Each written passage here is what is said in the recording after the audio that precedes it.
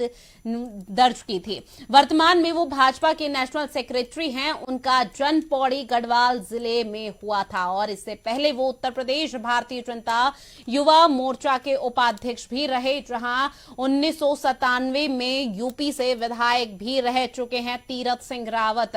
वो उत्तराखंड के पहले शिक्षा मंत्री रहे हैं। वर्तमान में वो पौड़ी लोकसभा सीट से सांसद हैं और ये ग्राफिक्स के जरिए आपको बता रहे हैं कि तीरथ सिंह रावत कौन है। हिमाचल प्रदेश के चुनाव के प्रभारी भी रह चुके हैं। 2000 में पहली बार बने थे प्रदेश सरकार में मंत्री।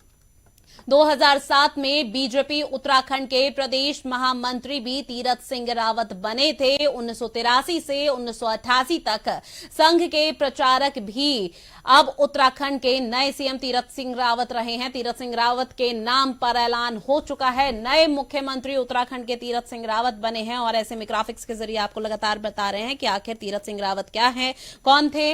और आपको बता दें कि पौड़ी लोकसभा सीट से अभी वो फिलहाल वर्तमान में सांसद भी थे और ऐसे में पिछले 3 दिन से लगातार उत्तराखंड के सियासी गलियारों में घमासान मचा हुआ था, जिसको लेकर कल ही यहां जो पूर्व सीएम है त्रिवेंद्र सिंह रावत, उन्होंने राज्यपाल बेबी रानी मौर्य को इस्तीफा सौंपा था, जिसके बाद और अटकलें यहां पर लगाई जा रही थी। धन सिंह रावत का नाम रेस में सबसे आगे था। इसके साथ ही दावेदार तो और भी थे, लेकिन यहां पर जो अंतिम मुहर लगी है वो तीरथ सिंह रावत के नाम पर लगी है और इसका खुद ऐलान उत्तराखंड के पूर्व सीएम तीरथ सिंह रावत ने किया है। आपको बता दें कि 2000 में जब उत्तर प्रदेश से उत्तराखंड अलग हुआ और अलग राज्य बना था, उसके बाद से बीजेपी एक भी बार अपना यहां कार्यकाल पूरा नहीं कर पाई है। कोई भी मुख्यमंत्री अभी तक कार्यकाल पूरा नहीं कर पाया। ऐसे में विपक्ष की भूमिका भी यहां पर काफी अहम हो रही है और विपक्ष ने यहां पर दावा भी कर दिया है। विपक्ष की तरफ से पूर्व सीएम हरीश रावत, जो कांग्रेस से यहां पर मुख्यमंत्री भी बने हुए थे, उन्होंने दावा भी कर दिया है कि जो अब विधानसभा चुनाव होंगे उसमें बीजेपी की जीत दर्ज नहीं होगी, क्योंकि जिस तरह से बीजेपी यहां लगातार हरकतें करती नजर आ रही है, वो अब उत्तराखंड वासी उसको चुनाव नहीं जीतेंगे और यहां पर बीजेपी अब आने वाले समय में चुनाव हार जाएगी।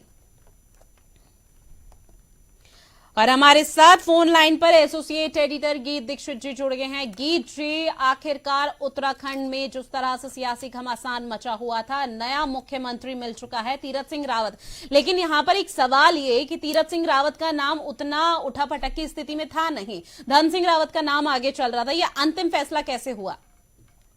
देखिए, मैं अगर ऋतु आपको बता दूं, खासकर 2 राज्यों की जहां उठापटक नहीं है, वो चाहे उत्तराखंड की बात कर लूं चाहे हरियाणा की बात कर लूं, हरियाणा और उत्तराखंड के मुख्यमंत्रियों को अगर देखा जाए पिछला कार्यकाल, तो वो संघ की पृष्ठभूमि से आए हुए हैं। संघ की पृष्ठभूमि से ही तीरथ सिंह आ रहे हैं, संघ के प्रचारक रहे हैं, लंबे समय तक विद्यार्थी परिषद से जुड़े रहे हैं। तो कहीं ना कहीं मैंने सुबह भी शायद आपसे जिक्र किया था कि केंद्रीय नेतृत्व कोई नया नाम ला सकता है, लेकिन जो नाम आगे चल रहा था वो पीछे हटा और अंतोगत्वा तीरथ सिंह जो सांसद हैं गढ़वाल से, उनका नाम तय कर दिया गया। फिलहाल अभी तो किसी तरह की कोई प्रतिक्रिया निकलकर सामने नहीं आई है, लेकिन चूंकि अब तीरथ सिंह रावत नए मुख्यमंत्री उत्तराखंड के हैं, तो कितनी बड़ी चुनौती आप उनके लिए देखते हैं? क्योंकि अभी तक बीजेपी का 2020 साल हो चुके हैं। 2000 में जब उत्तर प्रदेश से उत्तराखंड अलग हुआ था, इन 20 सालों में अभी तक बीजेपी अपने जो भी नए मुख्यमंत्री बने वो कार्यकाल पूरा नहीं कर पाई थी।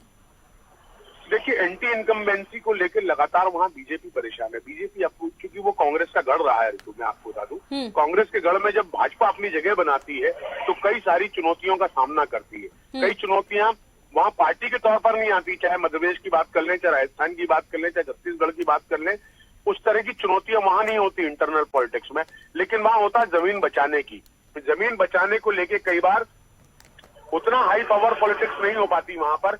इस कारण ये परिस्थितियां वहां भाजपा को निर्मित होती देखना पड़ती हैं और उससे 2-4 होना पड़ता है। उसी कारण ये हुआ कि जिस तरह से पूर्व मुख्यमंत्री के साथ जो घटनाक्रम घटे, चाहे अन्य शिक्षक के साथ जो बिहेव किया था, आपने देखा होगा पूरा वीडियो वायरल हुआ, उसके बाद से उनकी जो किरकिरी होना शुरू हुई, लगातार अधिकारियों, अफसरों, कर्मचारियों में जिस तरह से उनका विरोध हो रहा था, वो बात है। जनता में ठीक से मैसेज नहीं जा रहा था, पार्टी विधायकों, पार्टी मंत्रियों से उनका समन्वय ठीक से नहीं हो पा रहा था।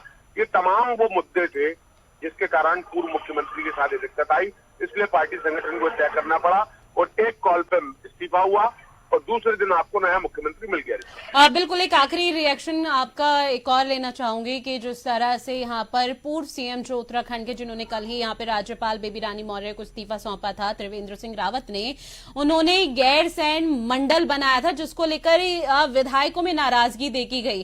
तो क्या अब यहाँ जिस तरह की अटकलें हैं, अब नए सीएम यहाँ पर है तो गैरसैंण मंडल को आगे किया जाएगा? देखिए ऋतु, यही क्राइसिस मैनेजमेंट है भाजपा का। इस पूरे मैनेजमेंट को मैनेज करने के लिए आप देखिए अगले 3 महीने का जो टास्क होगा वो नए चीफ मिनिस्टर के लिए बड़ी चुनौती है और वो कहीं ना कहीं इसकी भरपाई कर देंगे और इसी का परिणाम होगा कि जो आने वाला जो उनका विधानसभा चुनाव होगा, मुझे लगता है भाजपा वहां मजबूती से खड़ी होगी। लेकिन इसके एक तरफ जाके बात करूंगा ऋतु कि कांग्रेस वहां दम हारने वाली नहीं है।